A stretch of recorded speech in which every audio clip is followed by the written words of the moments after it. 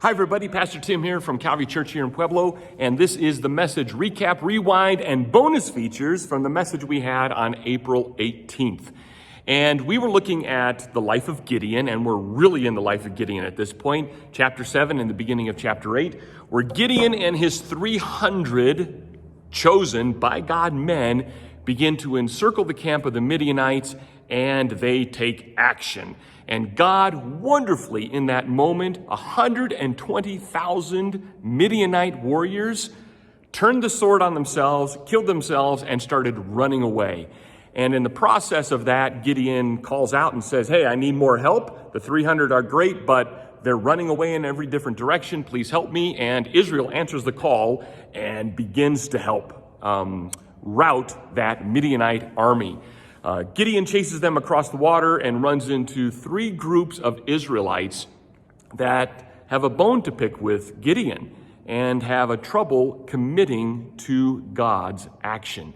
The first group was the Ephraimites, and Gideon satisfies them with a gentle answer, turning away their anger and wrath, and answers them gently and in a beautiful way, wins them to his side with wonderful, wise communication.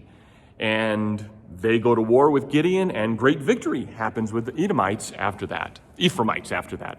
And then he runs into two other groups of Israelites that are east of the Jordan River that should come to the aid of Gideon and, of course, the call of God in routing out the Midianites.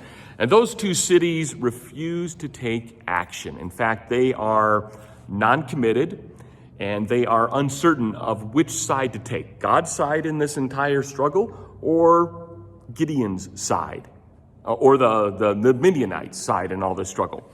And it's frustrating for Gideon, and Gideon calls down judgment and curses upon them.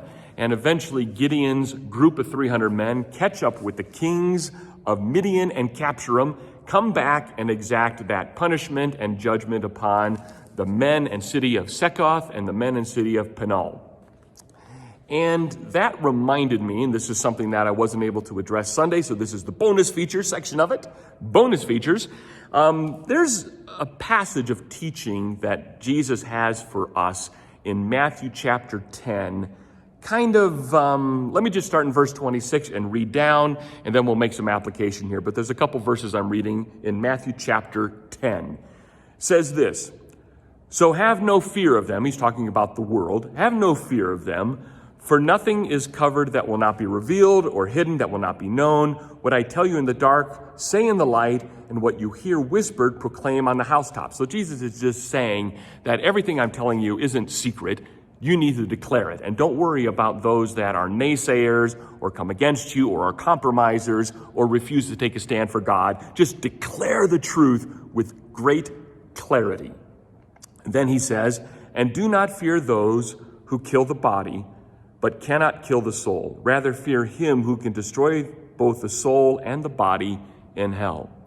So that's that pump of encouragement for us, that when we stand for God and we're fighting God's enemy and we stand for truth, we refuse to compromise, we refuse to be uncommittal, we commit to God. Jesus says, listen, you are going to have a natural human fear of what the opposition to God might do to you. And Jesus says, let's put this in perspective. Don't fear the person who can kill you. All right, that's a pretty tall order. Why don't I have to fear the person that can kill me? Because there is one greater than that person that can take the body and the soul and put them in hell.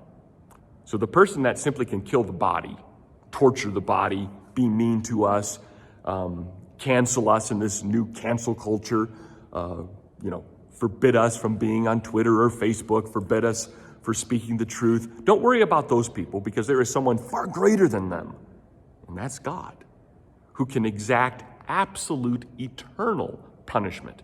So punishing us for saying the truth, those people, don't worry about it, because there's someone far greater than that. That's God. And then Jesus gives us more amazing encouragement here. He says this, "Are not 2 sparrows sold for a penny, and not one of them will fall to the ground apart from your Father?" So he reassures us of God's beautiful will and sovereignty in the world. "But even the hairs of your head are numbered. Fear not, therefore, you who are more valuable than sparrows. So everyone who acknowledges me before men, I will also acknowledge you before my Father who is in heaven. But whoever denies me before men, I will also deny before my Father who is in heaven. Those two groups of people, Israelites, God's sworn people, denied God before Gideon. And they were punished. They had exact judgment brought upon them.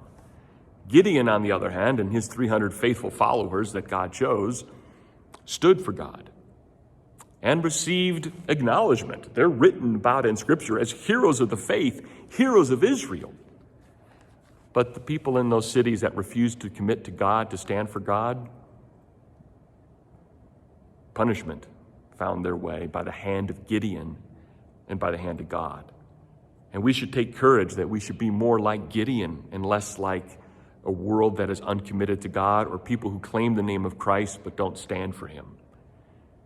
We need to stand for him. And we're not standing alone, we're standing with him. We need to stand for Christ, especially in an age that hates truth, hates clarity, hates right and wrong, hates God. We need to stand with him, and we need to proclaim him clearly and boldly wherever we have that opportunity. Yes, doing it in love and kindness and patience with people, not being overbearing and not hitting people over the head with a club, but we need to be like Gideon, speaking the truth in love, diffusing the situation with calmness and wisdom, but remaining committed, even if it means our life. Jesus laid down his life for us. We can lay down our comfort for his truth. If this little recap, rewind, and bonus features encouraged you, listen to the entire sermon, listen to the entire message of the entire service, and get an entire context of where I'm coming from with this application.